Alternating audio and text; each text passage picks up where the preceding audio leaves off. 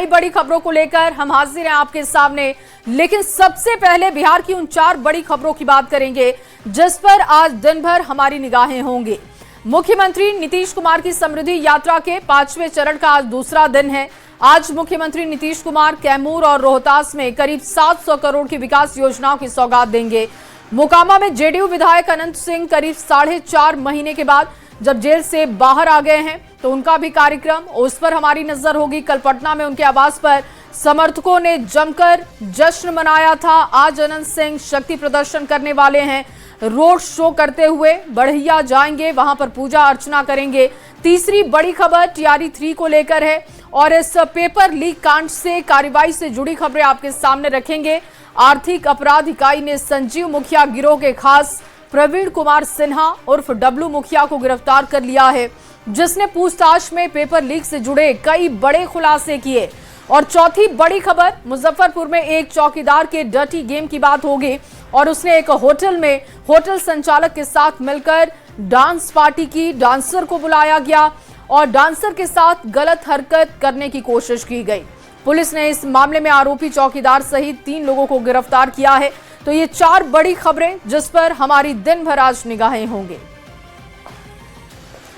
और चलिए सबसे पहले आपके सामने बड़ी खबर सुपौल से रखते हैं। सीओ का अद्भुत कारनामा दिखा है। दलालों से मिलकर बिहार सरकार की जमीन का सौदा कर दिया।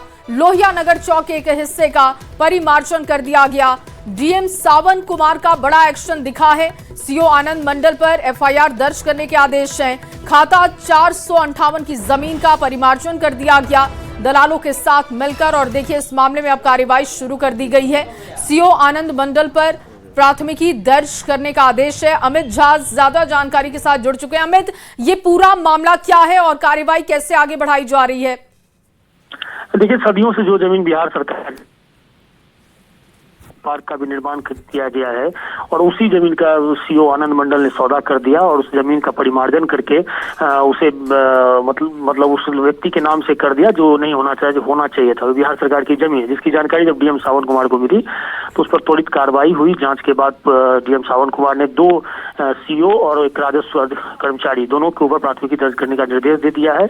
और सदर थाने में जो जानकारी मिल रही है प्राथमिकी दर्ज भी हो गई है और पुलिस पूरी तरीके से मामले की जांच में जुट गई है। लेकिन ये मामला जो सामने आया है ये बिहार सरकार की जमीन है जो सदियों से बिहार सरकार के नाम से थी और उस जमीन को सीओ आनंद मंडल ने गलत तरीके से परिमार्जित किया है। जी। और अमित, सीओ को लेकर क्या खबर है? क्योंकि एफआईआर दर्ज करने के आदेश दिए गए हैं, तो क्या एफआईआर दर्ज हो चुकी है? देखिए, सदर थाने में कल शाम ही प्राथमिकी दर्ज कर ली गई है और जिसके बाद से पुलिस मामले की जांच कर रही है और इस मामले में डीएम ने कड़ा एक्शन लिया है और डीएम इस पर बड़ी कार्रवाई करने की उम्मीद जताई जा रही है और जल्द ही इस मामले का पटाक्षेप भी सामने आएगा। बहुत शुक्रिया आपका तमाम जानकारी के लिए। और अगली बड़ी खबर पटना से अब आपके सामने रख रहे हैं। टीआरई 3 पेपर लीक मामला है ये। ईओयू की बड़ी कार्रवाई दिखी है। टीआरई 3 पेपर लीक में गिरफ्तारी, प्रवीण कुमार सिन्हा उर्फ डब्लू मुखिया की गिरफ्तारी हो गई है। संजीव मुखिया गिरोह का सक्रिय सदस्य है। पटना के कर बिगिहा से गिरफ्तारी की गई और एसओजी और विशेष छापेमारी टीम ने यह कार्रवाई की है। पूछताछ में कई बड़े खुलासे हुए। 2015-16 से ये गिरोह जुड़ा हुआ है। टीआरई 3 पेपर लीक में इनकी भागीदारी बताई जा रही है। संजीव मुखिया को करता था ये सहयोग, ये जानकारी भी सामने आई है। कई अभ्यर्थियों को हजारीबाग ले गया था ये भी खबर निकलकर आई है। जब इससे पूछताछ की गई है तो हजारीबाग के होटल में अभ्यर्थियों को रटवाने की योजना थी कि पेपर के जो आंसर्स हैं वो रटवा दिए जाए। कई स्कॉर्पियो से अभ्यर्थियों को हजारीबाग ले जाया गया था। छापेमारी के दौरान भागकर लखीसराय में छिपा था आरोपी और अब तक 290 से ज्यादा चार्जशीट, बाकी आरोपियों की तलाश भी जारी है।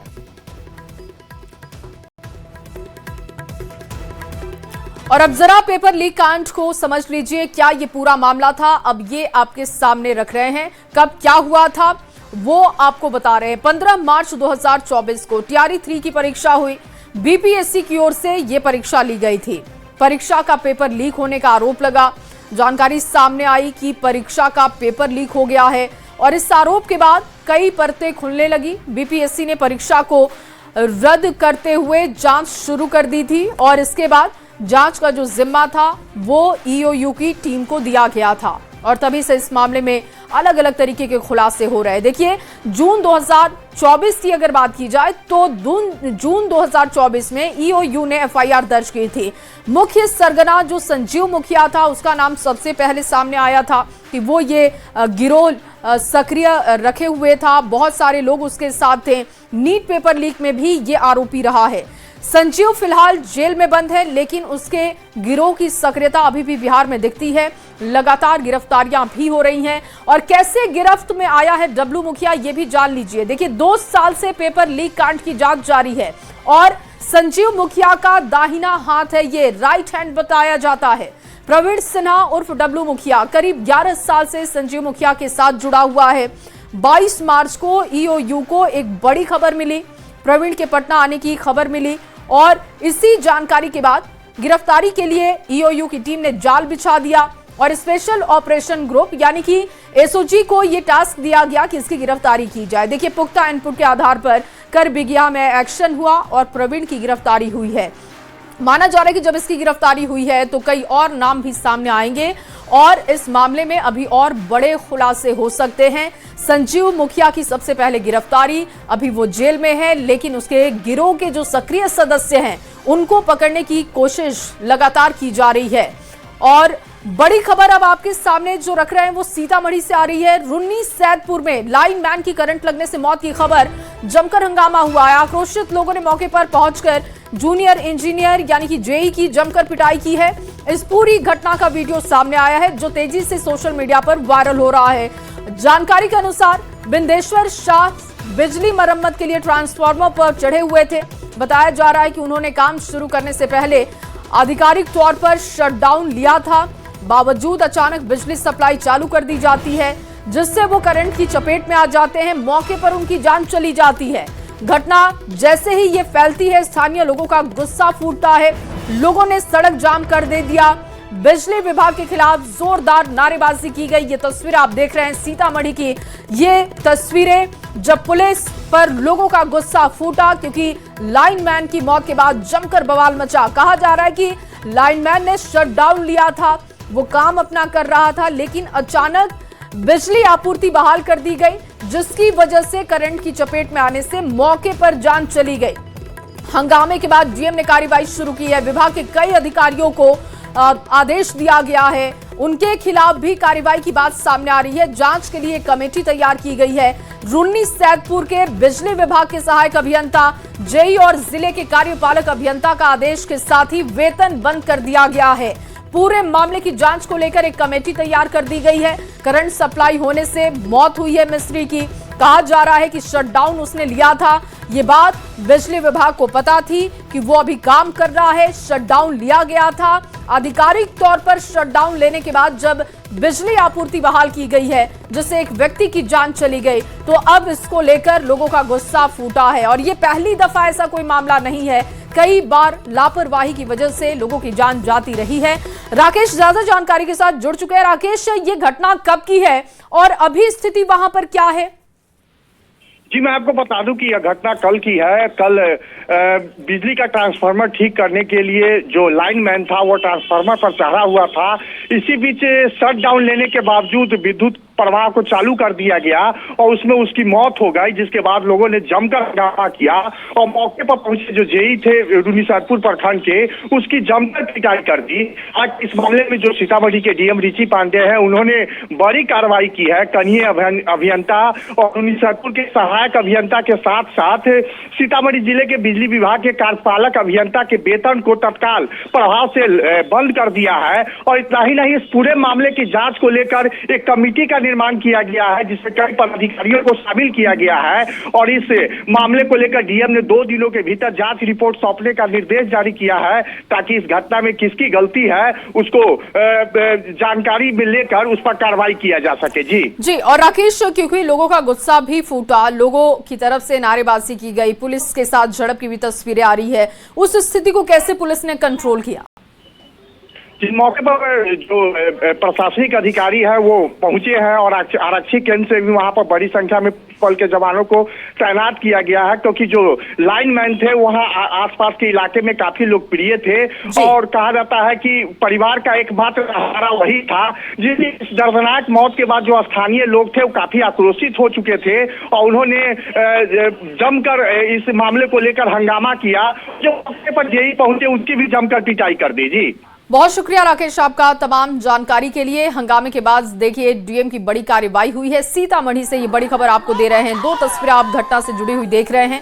एक तरफ देखिए जब पुलिस की टीम मौके पर पहुंची, लोगों का गुस्सा फूटा, वो तस्वीर। दूसरी तरफ जैसे ही परिवार को जानकारी लगी कि करंट लगने की वजह से उनके परिजन की जान चली गई है, घर में मातम का माहौल हो गया। अब इस बात को लेकर जानकारी जुटाई जा रही है कि असल में लापरवाही कैसे ये हो गई कि शटडाउन लेने के बाद आधिकारिक तौर पर बिजली आपूर्ति बहाल की गई, जिससे कि लाइनमैन की मौत हो गई है।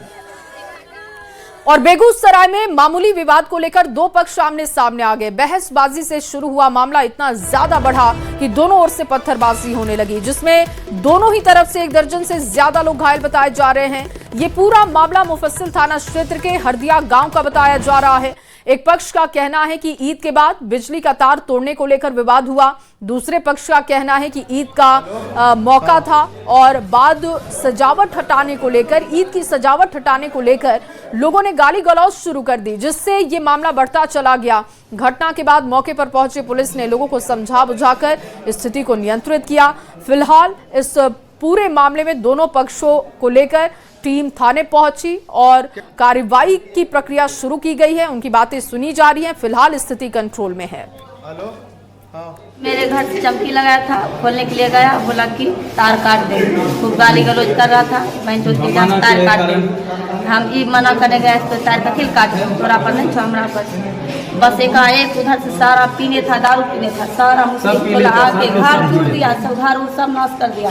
सबको मार के चेन छोड़ लिया, गला वाला ले लिया, दीदी को कौन वाला ले लिया, भाई को दोनों कपार फाड़ दिया। चमकी हटाने के चक्कर में हम लोग का पर्व था ईद का, तो चमकी लगाया हुआ था। तो चमकी 2 दिन हो गया हटाने के लिए, तब वो ये लोग गया, कहाँ सुनी हुआ, उनको लगा ये तार टूट गया। इन्होंने कहा कि तार नहीं टूटा, लेकिन वो लोग गाली गलौज करने लगा। यहाँ से भी हुआ, दोनों में विवाद हुआ, मारपीट हुआ। गुलाबी खोलने के लिए तो है ईद वाला, हाँ। उसी वजह से झमेला कर लिया है थोड़ा सा आपस में।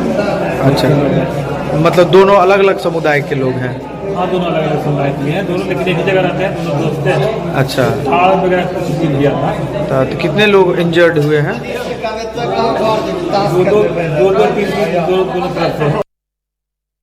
मुजफ्फरपुर से, जहां सरैया थाना क्षेत्र में एक चौकीदार और होटल संचालक की शर्मनाक करतूत सामने आई है, जहां दोनों ने मिलकर 3 महिला डांसर को पहले तो होटल बुलाकर पार्टी की और फिर गलत नियत से तीनों ही डांसर को कमरे में बंद किया गया। हालांकि समय रहते मौके पर पुलिस पहुंची, तीनों डांसर्स को छुड़ा लिया गया। साथ ही चौकीदार, होटल संचालक, ऑटो चालक की गिरफ्तारी कर ली गई है। पुलिस ने शराब पीने और महिला के बयान के आधार पर मामला दर्ज किया है। साथ ही चौकीदार को बर्खास्त करने की प्रक्रिया भी शुरू की गई है। ये राजू स्वीट्स में कुछ लोग ऑर्केस्ट्रा का संचालन किए हुए हैं, तो एएसपी प्रोबेशनर प्रसन्ना जी ने वहाँ रेड किया और वहाँ से 3 महिलाओं को रेस्क्यू किया गया जो कमरे में बंद थी। और राजू स्वीट्स के ऑनर और थाने के चौकीदार को नशे की हालत में पाया गया है। उनकी जो प्रारंभिक जांच में शराब की पुष्टि हुई है, इन्हें गिरफ्तार कर जेल भेजा जा रहा है। प्रियांक सौरभ ज्यादा जानकारी के साथ जुड़ चुके हैं। प्रियांक, सबसे पहले तो ये घटना बताइए कि ये घटना क्या है, डांसर्स ने अपने बयान में क्या कहा है और अब तक क्या कार्रवाई इस मामले में हुई है? जी, डांसर्स से पुलिस ने बातचीत की है, उसी आधार पर भी कार्रवाई हुई है। हालांकि जो प्राथमिकी इस मामले में दर्ज करके आगे की कार्रवाई की गई है, लेकिन जो बड़ी बात है कि होटल संचालक जो है और एक ऑटो चालक, वह उन डांसर्स को वहां पर लेके पहुंचे थे और इसमें जो है चौकीदार की भी भूमिका थी और सब ने वहां पे होटल में शराब पार्टी भी की थी। इस मामले की सूचना जैसे ही सरैया थाना की पुलिस को मिली, जिसके बाद कार्रवाई की गई, जिसके बाद वहां पे रंगे हाथ सबको पकड़ा गया और बताया जा रहा है कि गलत उद्देश्य से लड़कियों को वहां पर लाया गया था होटल में, जिसके बाद कार्रवाई की गई है। चौकीदार भी गिरफ्तार किया गया है और होटल संचालक पर भी कार्रवाई हुई है, उन्हें भी गिरफ्तार किया गया। जी और प्रियांक, चौकीदार की बर्खास्तगी को लेकर क्या अभी खबर है? जी, अभी वरीय पुलिस अधीक्षक से हमने बातचीत की है, उन्होंने बताया है कि इस मामले में अग्रसर हम लोग कार्रवाई अभी कर रहे हैं। बर्खास्तगी को लेकर आगे की भी जो प्रक्रिया होगी उस संदर्भ में भी उन्होंने बताया कि जानकारी दी जाएगी। चलिए, बहुत शुक्रिया आपका तमाम जानकारी के लिए। तो लैंड फॉर जॉब केस से जुड़ी एक बड़ी खबर आ रही है, वो अब आपके सामने रख रहे हैं। दिल्ली हाई कोर्ट ने सीबीआई से जवाब मांगा है। राबड़ी देवी की याचिका पर जवाब मांगा गया। अगली सुनवाई अब देखिए 1 अप्रैल को तय की गई है। बड़ा दिन होगा। राबड़ी देवी की गैर आधारित दस्तावेज देने की मांग उठी। ट्रायल कोर्ट ने 18 मार्च को याचिका खारिज की थी और अगली सुनवाई अब इस मामले में 1 अप्रैल तय की गई है। बता दें आपको कि 1 अप्रैल को अगली सुनवाई है। राबड़ी देवी की गैर आधारित दस्तावेज देने की मांग उठी है। ट्रायल कोर्ट ने 18 मार्च को याचिका खारिज की थी और सीबीआई से जवाब मांगा गया। राबड़ी देवी की याचिका पर जवाब मांगा गया है और जवाब आने के बाद अब ये सुनवाई अगली 1 अप्रैल को तय की गई है। राबड़ी देवी की गैर आधारित दस्तावेज देने की मांग है और देखना होगा ऐसे में कि सुनवाई के दौरान 1 अप्रैल को कोर्ट की तरफ से क्या बातें रखी जाती हैं। लेकिन आपको बता दें कि ट्रायल कोर्ट ने 18 मार्च को याचिका खारिज कर दी थी। तो लैंड फॉर जॉब का मामला है। दिल्ली हाई कोर्ट ने सीबीआई से जवाब मांगा है इस पूरे मामले में और लगातार लालू परिवार की मुश्किलें बढ़ती हुई राबड़ी देवी की याचिका पर जवाब मांगा गया। और आज राज्यसभा में प्रधानमंत्री मोदी का संबोधन होने वाला है। देखिए 2 बजे का समय बताया जा रहा है जब राज्यसभा में पीएम बोलेंगे। पश्चिम एशिया संकट पर बात वो कर सकते हैं क्योंकि कल लोकसभा में उन्होंने पश्चिम एशिया संकट, हालात, भारत की तैयारी पर अपनी बातें रखी थी और आज राज्यसभा में दोपहर 2 बजे प्रधानमंत्री बोलेंगे। पश्चिम एशिया संकट पर वो बात कर सकते हैं। भारत की तैयारी को लेकर कल उन्होंने जानकारी दी थी और साथ ही साथ उन्होंने ये भी आगाह किया था कि आपको हर परिस्थिति से निपटने के लिए पहले से तैयार रहना होगा क्योंकि ये जंग लंबी चलेगी, ऐसे आसार दिख रहे हैं। और वहीं अमेरिका, इजरायल और ईरान के बीच चल रही जंग के बाद पश्चिम एशिया में आए संकट को लेकर पीएम मोदी ने कल संसद में सरकार का पक्ष रखा। लोकसभा में पीएम मोदी ने कहा कि भारत ने युद्ध के हालातों का विरोध करता है। हॉर्मुज स्ट्रेट में रुकावट अस्वीकार्य है। पीएम मोदी ने बताया कि तेल की चुनौती से निपटने के साथ ही लॉन्ग टर्म और शॉर्ट टर्म प्लान हमने तैयार कर लिया है और सरकार उस पर काम कर रही है।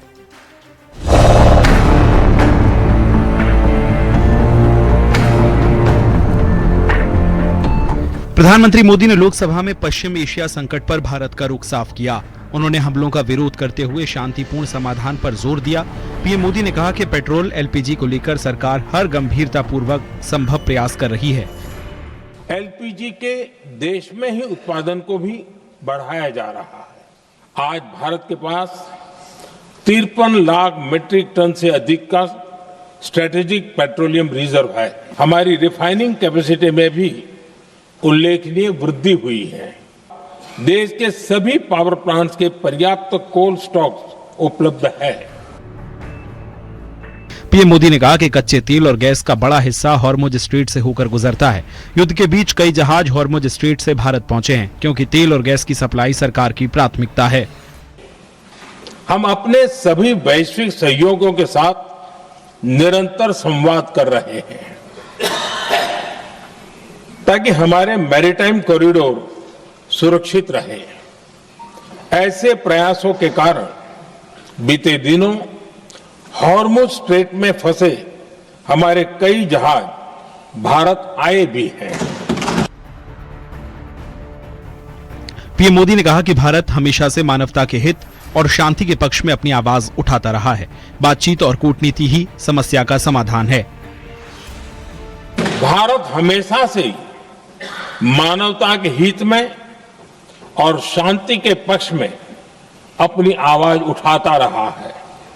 मैं फिर कहूंगा कि बातचीत और कूटनीति ही इस समस्या का समाधान है। पश्चिम एशिया में हालात चिंताजनक हैं। जंग का आम लोगों के जीवन पर असर पड़ रहा है। भारत 60% एलपीजी आयात करता है। हॉर्मुज से जहाजों की आवाजाही मुश्किल हो रही है। जहां जंग हो रही है वो हमारे लिए कारोबार का रास्ता है। कच्चे तेल के भंडारण को प्राथमिकता दी जा रही है। घरेलू एलपीजी सप्लाई सरकार की प्राथमिकता है। पहले 27 देशों से आयात होता था और अब 41 देशों से होता है। सरकार लगातार कालाबाजारी पर निगरानी कर रही है। ऐसे मौके पर कालाबाजारी और जमाखोरी करने वालों पर सख्त एक्शन लिया जा रहा है। पीएम मोदी ने बताया कि तेल की चुनौती से निपटने के साथ ही लॉन्ग टर्म और शॉर्ट टर्म प्लान पर भी काम हो रहा है। Bureau report, news 18। और चलिए बात समृद्धि यात्रा की करते हैं। मुख्यमंत्री नीतीश कुमार की समृद्धि यात्रा का कारवां आज कैमूर के बाद रोहतास पहुंचेगा, जहां वो 480 करोड़ की 308 विकास योजनाओं की सौगात देंगे, जिसमें शिलान्यास और उद्घाटन का कार्यक्रम है। नीतीश कुमार इस दौरान सोन नदी के किनारे बन रहे वाटर ट्रीटमेंट प्लांट का निरीक्षण करेंगे, विकास कार्यों को तेज करने के निर्देश भी देंगे और डेहरी के बीएनपी में एक जनसभा को संबोधित करेंगे।